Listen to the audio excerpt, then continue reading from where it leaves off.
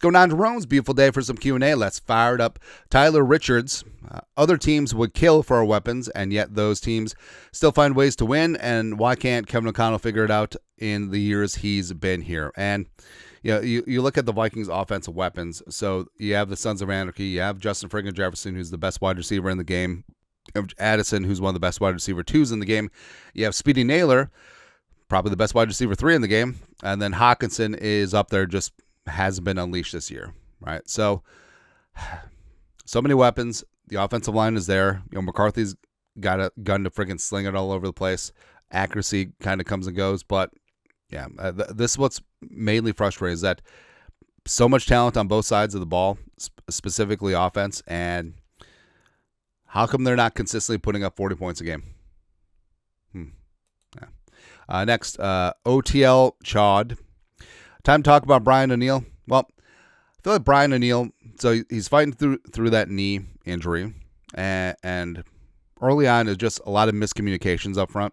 He was getting used to playing with Fries, but overall, like, Brian O'Neill is still one of the more underrated right tackles in the game, especially the way he got after things in the run game, just complete road grader. Him and Fries on that right side against Detroit, it's good to see. But O'Neill. So O'Neill's probably going to have to be extended this offseason because his cap number in 2026 is untenable, and I still have confidence in Brian O'Neill. I think that he's clearly still one of the best right tackles in the game. Go from there. Dr. Cucumber Gizmo and Gizmo. Sounds vaguely sexual. Yeah. How do we stop turning the ball over? We can't win a game with 2 interceptions and a fumble. So the Vikings constantly losing the turnover battle. The defense is not taking it away at the same rate as they were last year. Now, there's certainly some puck luck there, but in terms of just taking care of the rock, I mean, you're going to have a couple of picks with McCarthy as a young quarterback. That's fine. But just turfing the football in opportune times, can't have it, right? And that's also been an issue. Like, going back to 2023, I mean, the Vikings were just getting blown out in terms of the turnover battle week after week, and you can't win. You got to play better than the refs ref. You got to play better than the turnover battle, right? So I don't know. You shave it all the way down to just the player, position coaches, emphasizing ball security, and I don't know.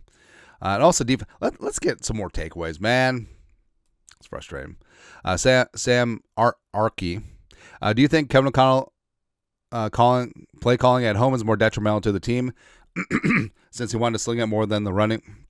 As I say, I'm going to show off my quarterback one who still needs reps to get in the groove. By forcing him just chuck the ball creates more stress on the team than specifically given how the running game was solid against the Ravens. I don't think it's necessarily that. All right. And also, it kind of stinks too because, I mean, the Vikings have seen J.J. McCarthy at home twice.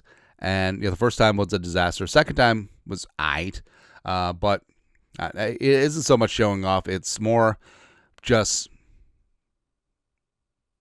getting away from the run game when it's clearly working, right? And also, part of the Bears' comeback win was the Vikings run the damn ball, right? And McCarthy would start slinging it, right?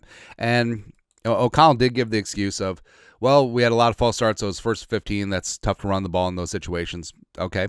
But when you got Mason and Jones like ripping off 6, 7, 8, 9, 10 yards a carry, it's tough to get away from, man.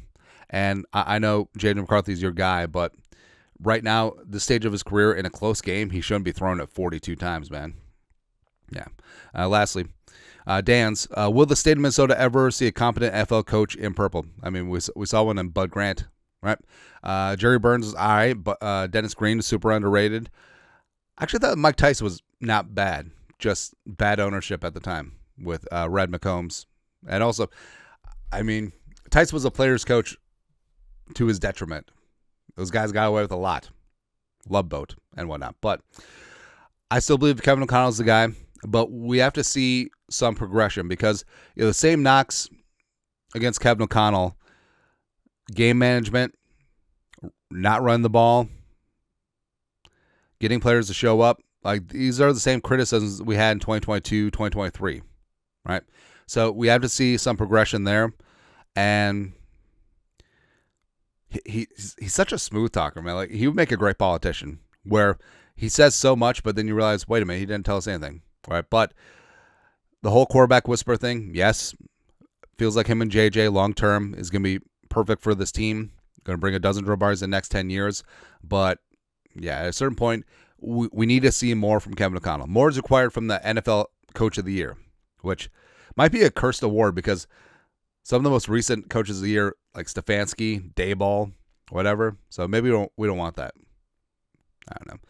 But I trust that they'll fix things because, I mean, the Vikings are all in on him. With McCarthy, with O'Connell extended, Kwesi extended, like, they're going to be here.